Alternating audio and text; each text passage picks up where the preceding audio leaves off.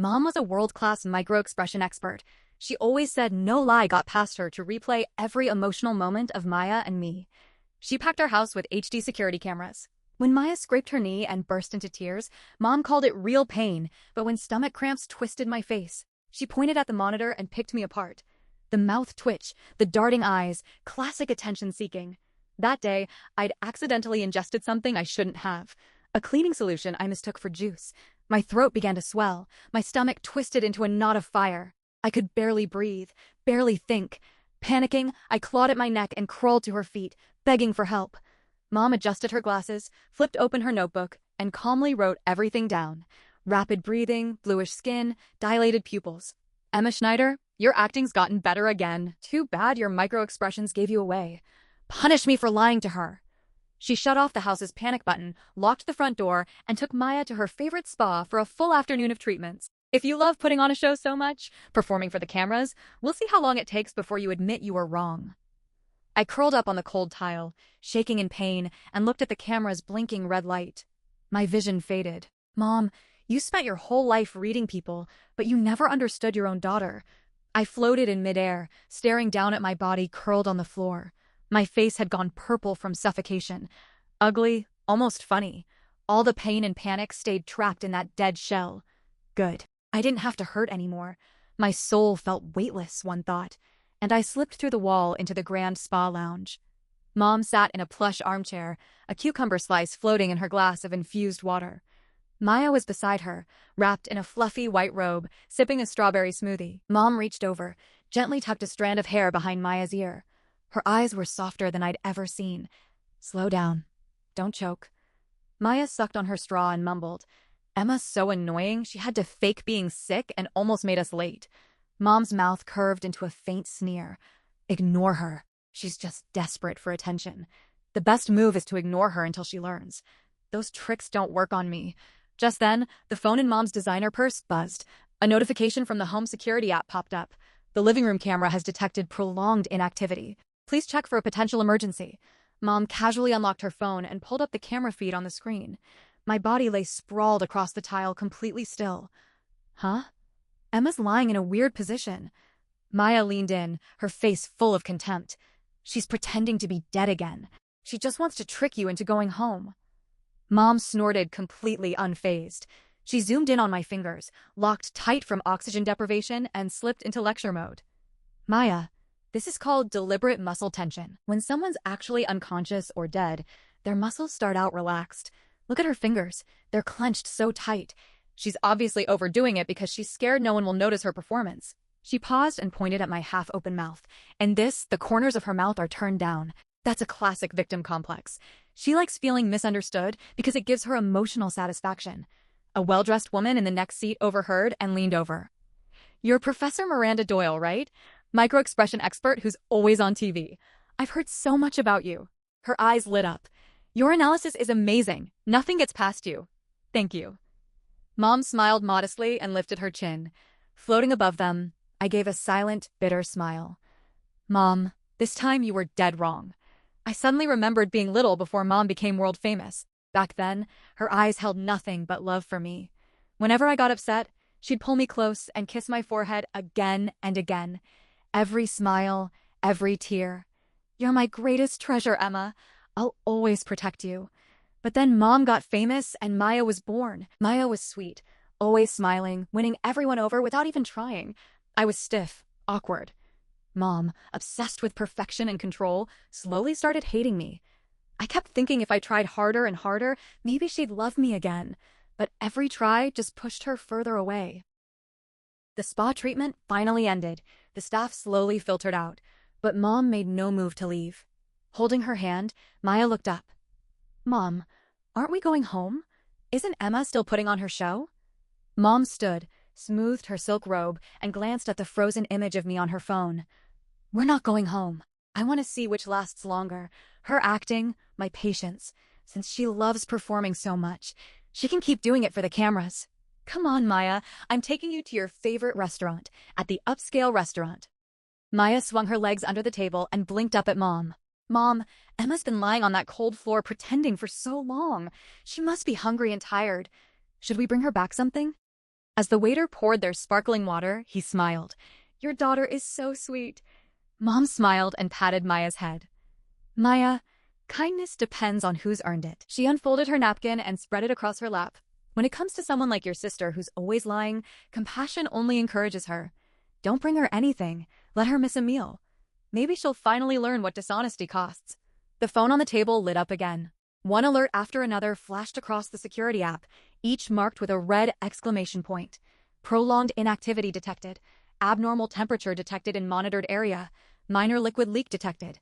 Mom glanced at the screen. My fingers were still frozen in the same rigid position. She didn't even flinch. Instead, she turned the phone face down.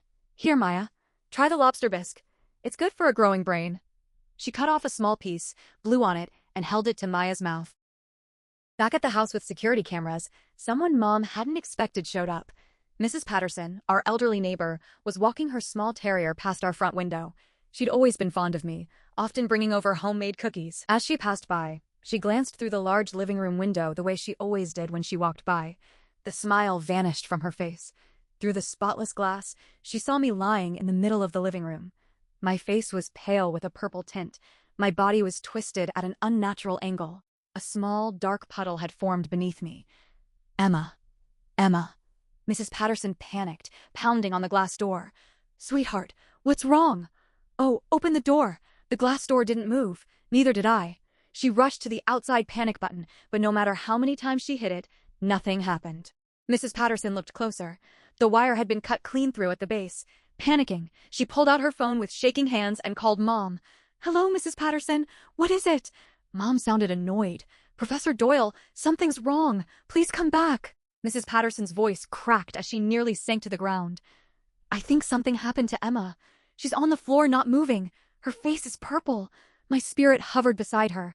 Watching her panic, a tiny spark of hope flickered in me. Mrs. Patterson had watched me grow up. Maybe she could get through to Mom. But Mom's next words crushed that hope flat. "Leave her alone. I've already told you Emma has attention-seeking issues. This is a desensitization exercise I designed for her. The point is to correct her habit of lying." "A desensitization exercise? What are you talking about?" Mrs. Patterson was about to lose it. "Professor Doyle, this doesn't look like an act. Her face is turning blue. Her lips are turning black. Please come home." "She did that herself," Mom said without a hint of doubt. "She used to smear ketchup on her face and pretend she was coughing up blood. Just to get my attention. Don't let her fool you. She's an expert at manipulating people's sympathy. No, this time is different." Mrs. Patterson begged through tears. "I've watched that child grow up. I can tell when she's faking at least a little. Please just listen to me. Call an ambulance." "Enough." Mom snapped, her voice sharp with irritation. "Mrs. Patterson, I'm the psychology expert.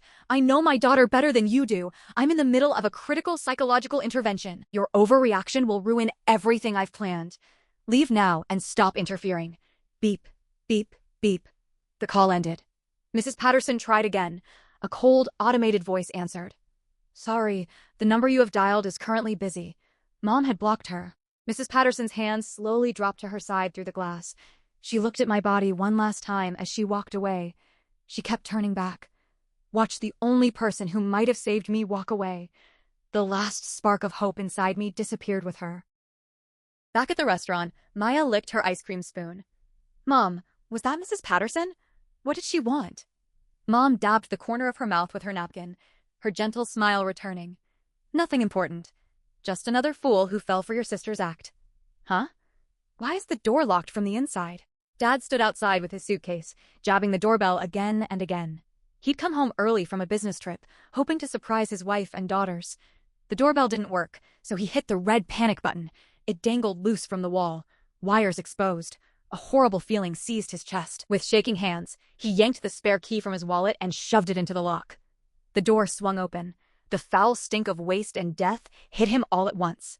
Dad froze in the doorway, staring at the middle of the living room. Then he saw me. My body was already stiff. My skin was blotched with the unmistakable signs of death. "Emma." His lips shook. Nothing else came out. His suitcase crashed to the floor as he stumbled toward me. "Emma, what happened?" His hands trembled as he tried to lift me, but my body was rigid as a board. He touched my cold, lifeless skin. No breath. A scream ripped from his throat. My spirit hovered near the ceiling. I watched the man who'd always seemed unshakable fall apart, like a little kid holding my stiff body. He called my name over and over. The veins in his forehead bulged. Tears and snot ran down his face. Miranda, Miranda. He suddenly looked up, his bloodshot eyes burning with rage, and frantically called Mom. At that moment, Mom was at the city's fanciest mall, helping Maya try on a lace-covered princess dress. Mom, this dress is so pretty. I look just like a princess. Maya twirled happily in front of the mirror. If you like it, we'll buy it. Mom gazed at her adoringly and picked up her phone to pay. Dad's name flashed across the screen again and again. She frowned, glanced at it once, and declined. Your father's unbelievable. He never calls during business trips, and now he won't stop. The call ended a few seconds later. Another call came in, this time from an unknown landline. Mom answered with obvious impatience. Hello, who is this? Miranda, where the hell are you? Dad roared through a neighbor's landline. Emma is dead because of you. Mom went quiet for a second. Then she let out a soft, mocking laugh. George, you saw the security footage too. Then listen to me for once. Stop helping her put on another show like you always do. Her voice stayed calm, almost dismissive. I just reviewed the camera feed and analyzed her microexpressions. Darting eyes, rigid body language, classic stress responses tied to lying. She's putting on a sob story to make me give in. Dad shook so hard with rage. He couldn't get another word out. He hung up then, immediately called an ambulance, and the police sirens soon ripped through the quiet, upscale neighborhood. Neighbors leaned out their windows as police. Paramedics and the forensic examiner rushed into my house. Crime scene tape went up around the property. Meanwhile, Mom was happily paying for her bags at the luxury mall. Then she looked up. Breaking news flashed across the giant screen over the atrium. A teenage girl has been found dead inside her home in the upscale Chandler Grove neighborhood. The cause of death is under investigation. The neighborhood entrance flashed on screen. Mom's expression shifted only for a second. She used the expertise she was so proud of to talk herself out of it. I could almost hear her thoughts. She must have still been in denial. She had to be thinking. The reactions on the security footage were clearly staged. The girl on the news had to be someone else. Just a coincidence. The panic vanished from Mom's face, replaced by cold irritation. She took Maya's hand and smiled. George is really committing to the act. Once I called him out, he stopped calling, faking a life or death emergency. He's getting more ridiculous every day. Come on, Maya. Smile for the camera instead of going home. Mom took Maya straight to the most expensive children's photo studio in the city. She seemed determined to show off her carefree afternoon on social media, like she had something to prove to Dad and me. The photographer snapped away, capturing warm mother and daughter portraits. Mom immediately posted her favorite with a carefully crafted caption, "Not letting lies control my day. Honesty is the greatest strength in any relationship. #quality family time." It was a grid of smiling photos of her and Maya in matching dresses. The post blew up with likes and comments almost instantly. Professor Doyle is so right. I'm jealous she raised her daughter so well. Princess Maya is adorable. Mom stared at her phone, her smile turning smug, and the studio door opened. 3 uniformed cops walked in, faces grim. The whole place went silent. Everyone turned to stare. The lead officer scanned the room, then stopped in front of Mom. Are you Miranda Doyle? She froze for a split second. Then she straightened up, flipping back into her usual cool, superior composure. I am officer. How can I help you? We are with the Hawthorne Police Department. The lead officer held up his badge. We need to ask you about the death of your daughter, Emma Schneider. The flash of the studio camera had barely faded when the lead officer's words hung in the air, heavy and cold. Miranda Doyle did not flinch. She simply tilted her head, her eyes narrowing slightly as they scanned the officer's face. To anyone else, it was a look of mild confusion.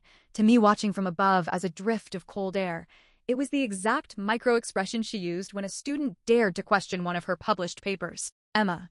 Miranda's voice was smooth, carrying the practiced warmth she used on daytime talk shows. Officer, I appreciate that you have a job to do, but my husband George has a flair for the dramatic. Emma is currently at home. She is going through a behavioral correction program. If George called you, he is simply enabling her. Professor Doyle, the officer said, his voice entirely devoid of the difference she was used to. He didn't look at her designer clothes or her famous face. He looked at her like a piece of paperwork that needed processing. Your husband didn't just call us. The paramedics are already at your residence. Your daughter, Emma Schneider, was pronounced dead at the scene. We are placing you under arrest for first-degree child abuse, reckless endangerment, and felony murder. The studio went so quiet you could hear the hum of the softbox lights. Maya, still wearing her lace-covered princess dress, shrank back against the velvet sofa. "Mom," she whimpered, her lower lip trembling. "Is Emma still playing?" Miranda did not answer her. For the first time in her life, the famous Professor Doyle looked off tempo. Her eyes darted, a microexpression of cognitive dissonance. Her brain was furiously trying to fit this sudden intrusion into the narrative she had constructed. Dead? Miranda let out a short, sharp laugh. It was a terrible sound. "That's impossible." I monitored the feed, her muscle tension, her facial rigidity, the downturned corners of her mouth. It was a textbook demonstration of somatic simulation. She was acting. "She wasn't acting, ma'am," the officer said.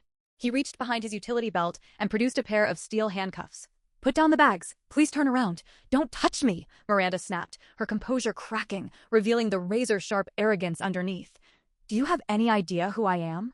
"I advised the federal government on interrogation techniques. I wrote the manual on behavioral analysis, and we'll make sure to put that on the report," the officer replied calmly, stepping forward and grabbing her wrist. The click of the handcuffs was loud. It was a sharp mechanical sound that seemed to shatter the pristine, air-conditioned illusion of the photo studio. The photographer, a young man who had been smiling warmly at Miranda just moments ago, slowly lowered his camera, his face pale with horror. He looked at Miranda, then at the social media post she had just uploaded on her tablet. The grid of happy matching dress photos under the caption, "Honesty is the greatest strength." "Maya," Miranda said, her voice rising in pitch as she was led toward the door. "Maya, stay here. Call your father. Tell him to stop this. Tell him he's gone too far this time." But Maya didn't move. She stared at her mother's hands, bound in steel, and for the first time, there was no sweet, compliant smile on Maya's face. There was only raw, unscripted terror. The police station was a sterile world of green painted drywall and the smell of burnt coffee. I floated beside Miranda as they led her into an interrogation room. It was an environment she was deeply familiar with. She had spent years on the other side of the glass, advising detectives on how to break suspects. Now she sat in the metal chair. Her designer skirt was wrinkled. One of her expensive leather flats had scuffed against the police cruiser's door. Across from her sat Detective Vance, a graying man with heavy bags under his eyes.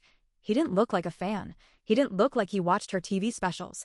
He had a thick manila folder in front of him, and his hands were stained with blue ink. "Miranda," he began, not using her title.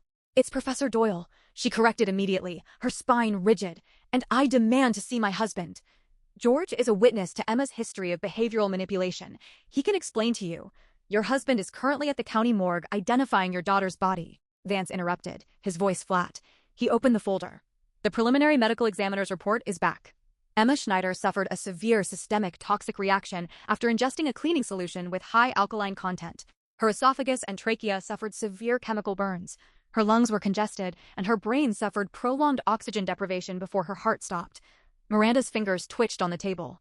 She caught herself and curled them into a fist. She had a history of exaggerating minor symptoms. When she was 12, she claimed to have a migraine just to avoid a math test.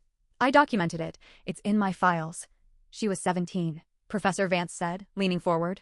And today, she drank from a bottle that was clearly marked with a warning label. The autopsy confirmed the presence of alkaline toxins in her digestive tract.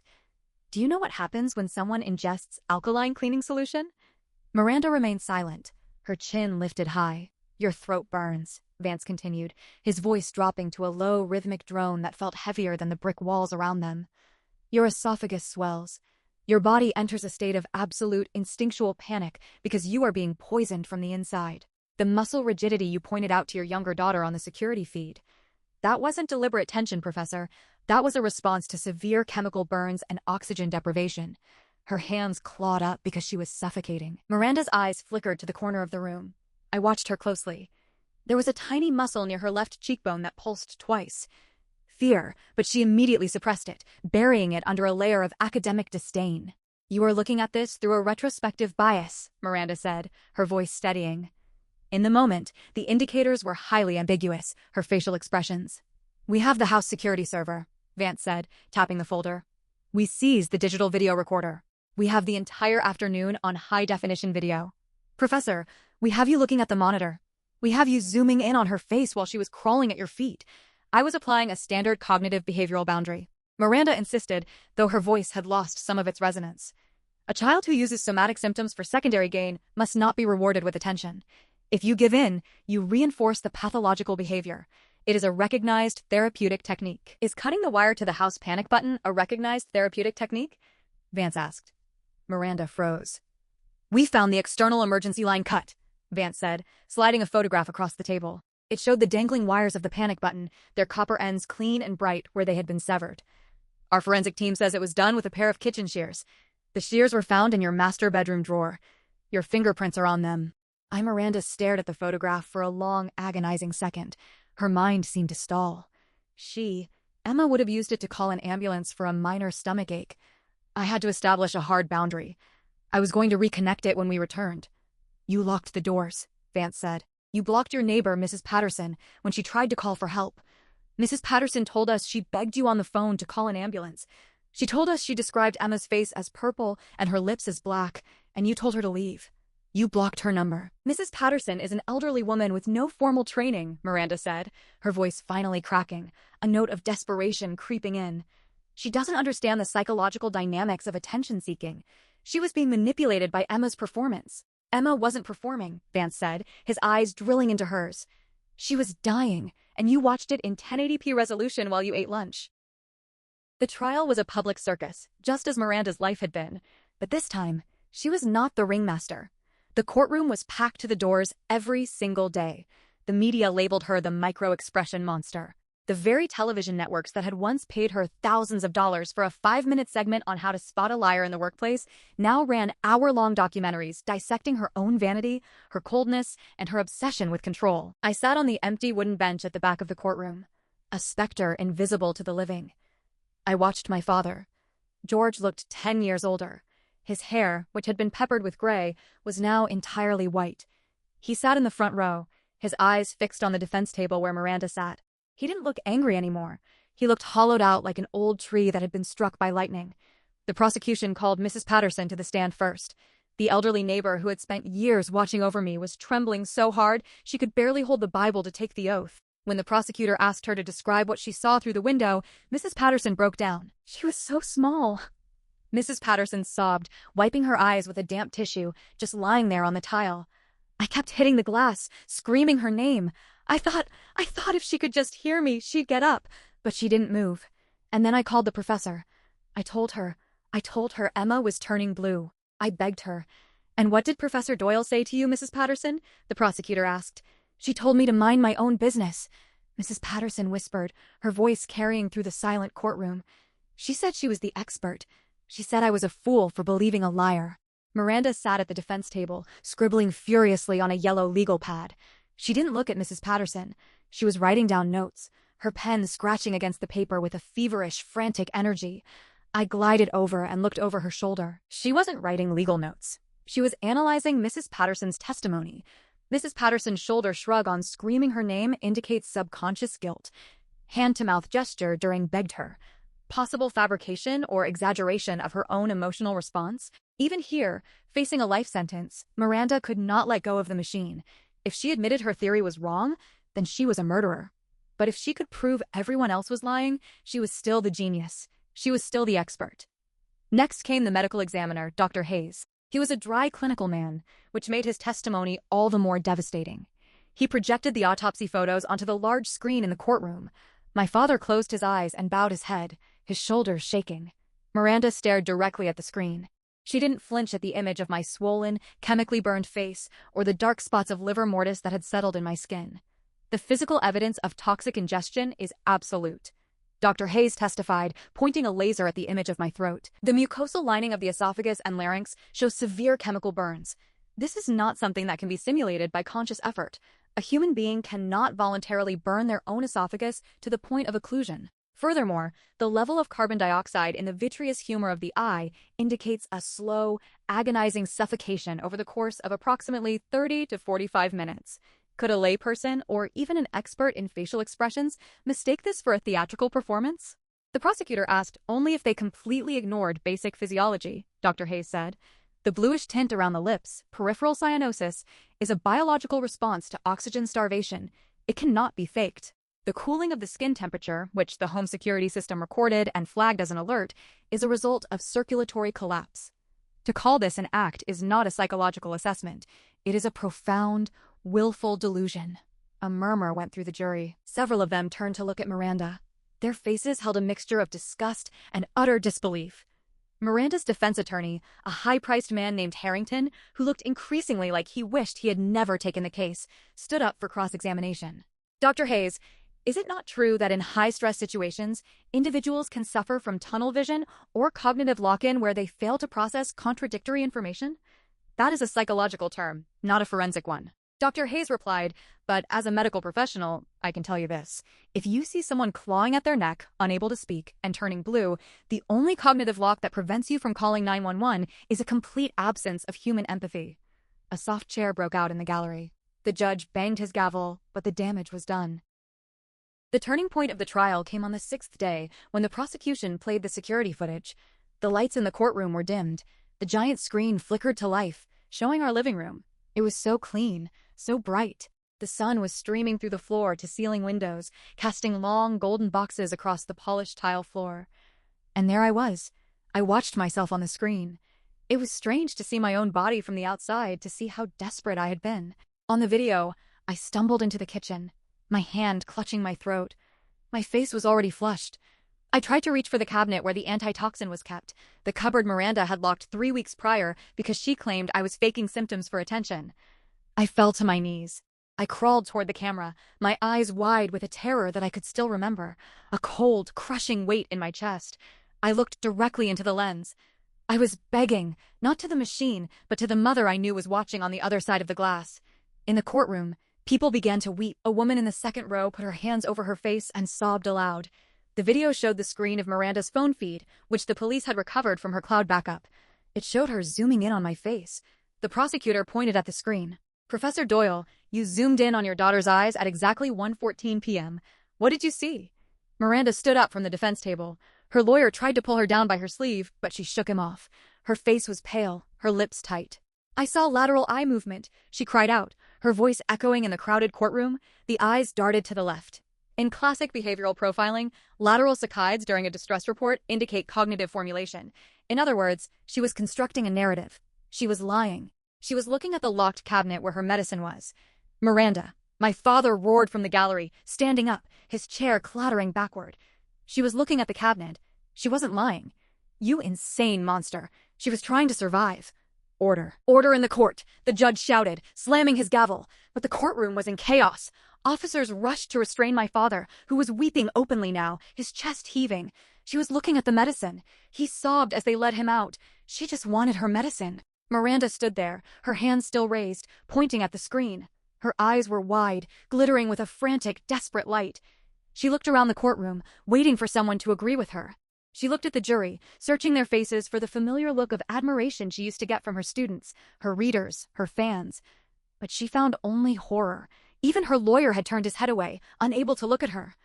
Slowly, Miranda's hand dropped to her side. The silence in the room was absolute, save for the quiet, rhythmic sound of the security footage still playing on the screen. The sound of my shallow, rattling breath fading into nothingness on the cold kitchen floor. The jury took less than 2 hours to return a verdict. Guilty on all counts. Because of the extreme cruelty of her actions and her complete lack of remorse, the judge sentenced Miranda Doyle to life imprisonment without the possibility of parole. I followed her to the women's correctional facility. I wanted to see if the walls of concrete and iron could do what a dying daughter couldn't, force her to see the truth. Her cell was small, gray, and damp. There were no cameras here, no audiences, no TV lights. There was only a narrow cot, a stainless steel toilet, and a small, polished metal mirror bolted to the wall. For the first few weeks, Miranda kept up her routine. She sat on her cot, her posture perfect, her chin high. She spoke to the guards with her usual cool academic condescension, but the guards didn't care about microexpressions. When she tried to analyze their blinking rates or the tilt of their heads, they simply ignored her or told her to shut up. Then the visitors stopped coming. Her publisher officially canceled her book contracts and pulled her titles from the shelves. Her university stripped her of her tenure and removed her name from the faculty list. Even Maya was placed in the custody of my father. One afternoon, a letter arrived from George. Miranda opened it with trembling fingers, her eyes scanning the page. I hovered over her shoulder, reading the neat block letters my father had written. Miranda, Maya asked me today why you didn't help Emma. I told her the truth. I told her you were sick, and that you loved your own reflection more than you ever loved us. Maya is starting school in a new town under my family name. We are changing her last name to Schneider. She doesn't want to see you. I don't want to see you. We are going to try to live a life where we don't have to worry about whether our smiles are perfect enough for you to love us. I hope every time you look in the mirror, you see exactly what you did, George." Miranda stared at the letter. A single tear welled in her eye. I leaned closer, watching her face with a quiet, spectral curiosity. Was this it? Was this the moment of genuine grief? The micro-expression of true regret? But Miranda did not cry. Instead, she stood up and walked over to the polished metal mirror on the wall. She looked at her own reflection. Her face was gone now. Her hair was dry and streaked with gray. The expensive skincare routines were gone, leaving her skin dull and lined. She leaned in close, staring at her own eyes. "The tear," she whispered to herself, her voice cracked and hollow. The tear came from the outer canthus first. That is a unilateral emotional response. It indicates. She stopped. She looked at her own mouth. The corners were turned down. A victim complex. She muttered, her fingers touching her lips. I'm simulating grief. I'm trying to manipulate myself. No. The muscle tension is in the frontales.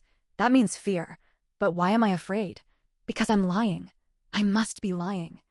She began to scratch at her cheek, her nails digging into her skin. "Where is the lie?" she whispered, her voice rising to a frantic, terrified pitch. "Where is the lie? If I can find the lie, I can correct the behavior. I'm the expert. I'm Miranda Doyle. Nothing gets past me. Nothing." She stared into her own hollow, unblinking eyes, searching for a truth that was no longer there. Trapped in a prison of her own design, she had spent her entire life dissecting the emotions of others, turning love, pain, and fear into a series of mathematical equations until she had completely hollowed out her own soul. I leaned forward and blew a soft, cold breath against her cheek. She shivered, her eyes darting to the side, a classic micro-expression of a startled animal. She looked around the empty, silent cell, but there was no one there, only the cold gray walls and the distant sound of heavy iron doors slamming shut. "Goodbye, Mom," I whispered. She didn't hear me, of course. She was already turning back to the mirror, her fingers clawing at her face, desperately trying to analyze the monster looking back at her. I turned away from the glass, turned away from the cell, and drifted upward through the concrete ceiling, through the razor wire, and into the vast, clean blue of the open sky. For the first time in my life, I didn't have to worry about how I looked. I was finally free.